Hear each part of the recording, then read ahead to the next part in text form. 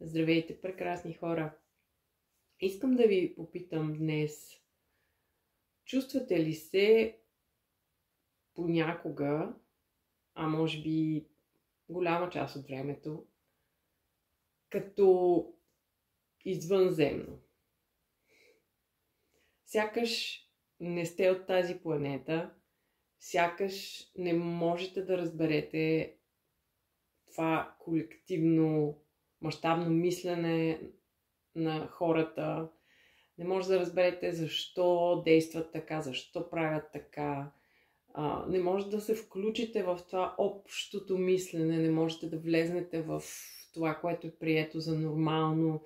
Не може да...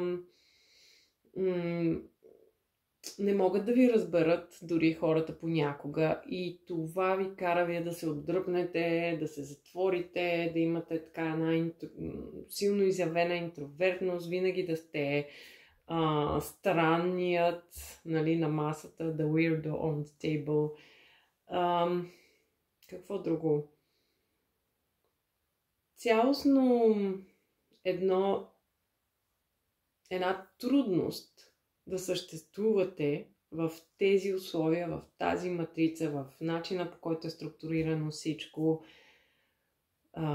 Дори да има като страх, който ви кара да стоите далече от това нещо и същевременно това затваряне и липса на директна комуникация и отвореност на вас самите да се изразите, ви кара да се чувствате самотни, изолирани, неразбрани и много от този тип емоции. Ако се разпознахте до някъде или изцяло, искам да ви кажа, че не сте сами в това нещо. И има супер много хора, които преживяват това нещо, тези усещания. И истината е, че най-вероятно вие наистина имате много по-силно изразени неземни честотни вибрации във вас и просто не осъзнавайки, че съзнанието ви идва от едно друго измерение и бъдейки поставени тук,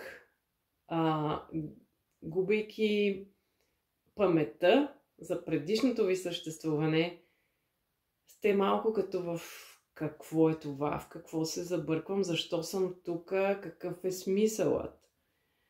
И тази илюзия на губене на връзката с истинското ви аз, с това по-голямо съзнание, с насоките, които идват от там, откъдето идвате преди да дойдете на Земята, ви карат да бъдете наистина като странникът, ненормалникът, лудия и така нататък.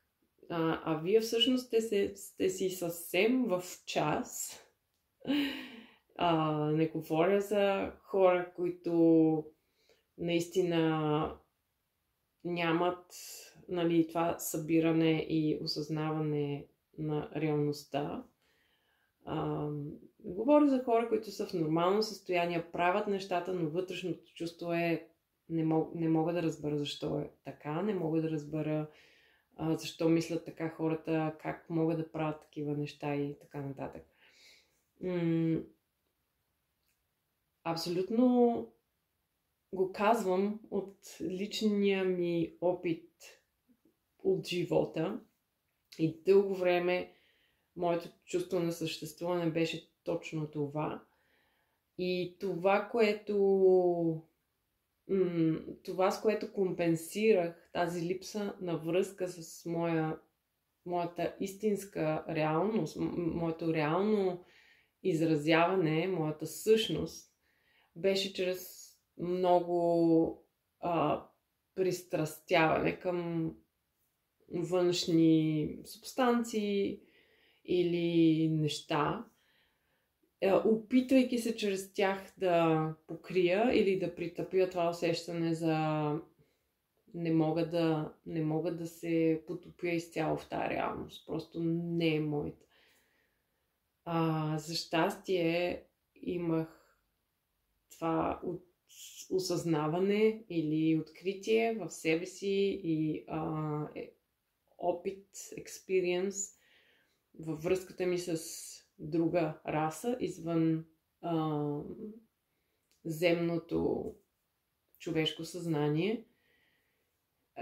И тогава ми се изясниха много неща. Тогава успях да отида на място и да си спомня преди моето раждане. Успях да отида на място в бъдещето и разбрах защо съм в тая позиция тук сега. И това ми даде много голямо вътрешно спокойствие и много голямо, как да кажа, потушаване на този вътрешен конфликт и конфликта с това да бъда тук, в тази ситуация, в този колектив, който аз съм като аутсайдер. Всъщност сега мога да го разбера, мога да го приема, защото той е част от мене и мога да се отворя и мога да се изразя и нямам този страх. Затова искам да поканя всеки, който се разпозна в това нещо, при желание да излезе от тези състояния. Ще се радвам да се свържете, да имаме разговор, дали ще е онлайн, при липса на възможност за физическа среща, дали ще можем наистина да се срещнем, зависи кой къде се намира. Но ще се радвам да имаме един такъв по-дълбок задушевен разговор, защото реално осъзнавам, че имам много сродни души тук в България, с които всъщност свързвайки се и всеки един намирайки себе си, намирайки реалната си стойност и сила, може да колаборираме и да сътворим нещо на много по-високо съзнание, което всъщност е целта и мисията и смисъла на това да сме тук в момента, точно в тази година, точно на тази земя и точно в тази времева линия. Защото имаме ние, аутсайдерите, тези, които мислим различно, тези, които ни е трудно да се влезнем в общоприятата матрица, имаме много специална мисия. И колкото повече се обединяваме и го дискутираме това и всеки може да разбере силата си, смисъла си, значението си, толкова повече нашата мисия ще бъде изразена, сътворена и толкова повече ние ще можем да бъдем в мир в себе си, който ще се изрази в цялата реалност около нас. Пишете ми в коментар, нека се срещнем, нека се свържем, нека говорим. Прекрасен ден!